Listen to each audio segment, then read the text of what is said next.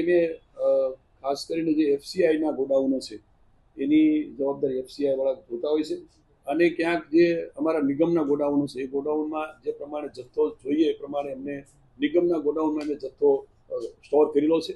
એમાં કોઈ વધારાનો સ્ટોર જથ્થો કોઈ અમારા નિગમના ગોડાઉનમાં નથી આવ્યો. ત્યાંથી તાત્કાલિક જે પ્રમાણે આવે એ પ્રમાણે એની નીચે ડીઆરડી એટલે બીએસડી જે ખાસ કરીને ટ્રાન્સપોર્ટરો મારફતે અમારા દુકાન ઓર્ડરો સુધી પહોંચે એ રીતની વ્યવસ્થા કરી છે. ભારત સરકારની સૂચના પ્રમાણે જે રીતે ઈ કેવાયસી પણ આ મહિનાના અંતમાં દરેક card holder એનએફએસએના card હોલ્ડરોએ e KYC કરાવવાનું ફરજિયાત છે. અને મારી વિનંતી પણ છે કે જે હજી પરિવારોએ ઈ કેવાયસી ન કર્યું હોય તો ઈ કેવાયસી કરી લે.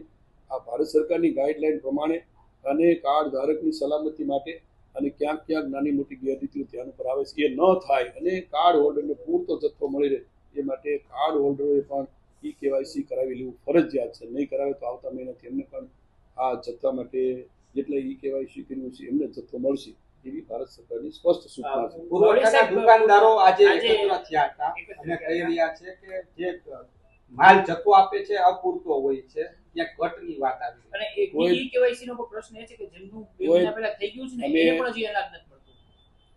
જેમને કોઈ પણ જગ્યાએથી ઈ કેવાયસી જે કાર્ડ હોલ્ડરને થયું હોય ને જથ્થો ન મળતો હોય તો ચોક્કસ અમારા ધ્યાન ઉપર મૂકે.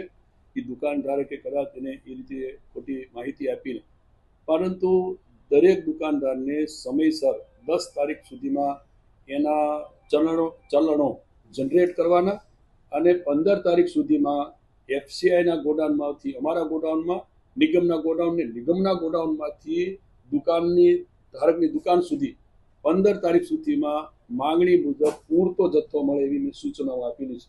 કોઈ જગ્યાએ ક્યાંક ગેપ રહેતો હશે તો ચોક્કસ અમારા ધ્યાન ઉપર આવશે તો જેની ક્ષતિ છે નિવારવાની અમારી તૈયારી છે. ખેડૂતોના પાકને ઘણું નુકસાન થયું છે. જસદણ પંથકમાં પણ કમોસમી વરસાદને કારણે ગતિવિધિઓ છે, તાત્કાલિક સર્વે કરીને વળતર આપવાની કઈ વાત છે.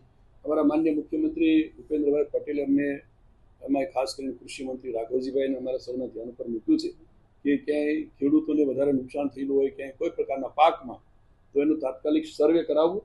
અત્યારે હજી વરસાદની સિઝન ચાલુ, માવઠાની સિઝન ચાલુ છે. માવઠું પૂરું થતાની સાથે તાત્કાલિક સર્વે કરાવી લેવું અને જે પ્રકારના પાકોમાં જે નુકસાન થયું હશે એને વળતર આપવા માટેનું પણ માનનીય મુખ્યમંત્રી આદરણીય ભૂપેન્દ્રભાઈ અમારા કૃષિ મંત્રી રાઘવજીભાઈને સૂચના આપી છે અને એ પ્રમાણે કોઈ ખેડૂતોએ ચિંતા કરવાનો વિષય નથી. જે નુકસાન થયું હશે એ પ્રમાણે એને નુકસાન ભરપાઈ કરવામાં આવશે.